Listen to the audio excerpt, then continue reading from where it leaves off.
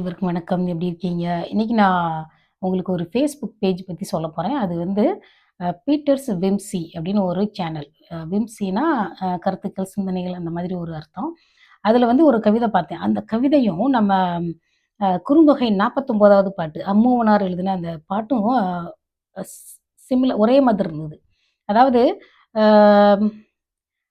இம்மையிலும் மறுமையிலும், அதாவது இந்த ஜென்மத்திலயும் அடுத்த ஜென்மத்திலயும் நான் உனக்கு மனைவியாவே இருக்கணும். நீயாகியர் என் கணவனே, நானாகியர் நின் நெஞ்சின் இருப்பவளே அப்படின்னு ஒரு கவிதை. அதாவது குறுந்தொகையில இருக்கிற 49வது பாட்டு. அது போலவே ஒரு கவிதை நான் பார்த்தேன். அந்த இது Facebook பேஜ்ல. அத நான் வாசிக்கிறேன் பாருங்க. எழுதி வச்சிருக்கேன். Um "there is no pretending I love you and I will love you until I die. And if there is life after that I will love you then." அதாவது இந்த ஜென்மம் நான் சாகுற வரைக்கும் உன்னை லவ் பண்ணுவேன், விரும்புவேன். ஒருவேளை சாவுக்கு அப்புறமும் ஒரு விஷயம் இருந்ததுன்னா, ஒரு உலகம் இருந்ததுன்னா, ஒரு வாழ்க்கை இருந்ததுன்னா, அப்பவும் உன்னை லவ் பண்ணுவேன் அப்படின்னு சொல்லிட்டு இந்த கவிதை.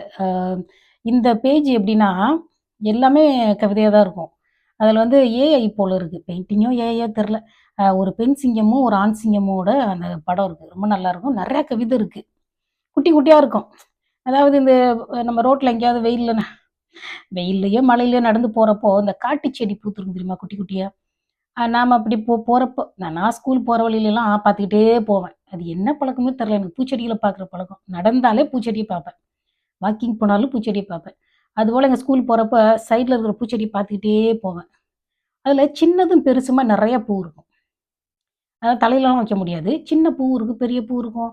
அது பார்க்க நல்லாயிருக்கும். தலையில வைக்க முடியாது. ஒரே ஸ்மெல்லியா இருக்கும். அப்படியெல்லாம் பூ இருக்கும் இல்லையா? அந்த குட்டி குட்டி காட்டுப்பூ மாதிரி இந்த கவிதை ரொம்ப குட்டி குட்டியா இருக்கு. நல்லாருக்கு. நீங்களும் அத படிக்கணும். சந்தோஷப்படணும்னு நெனைக்கிறேன். அதாவது "எம் பெற்ற இன்பம் பெருக இவ்வையகம்."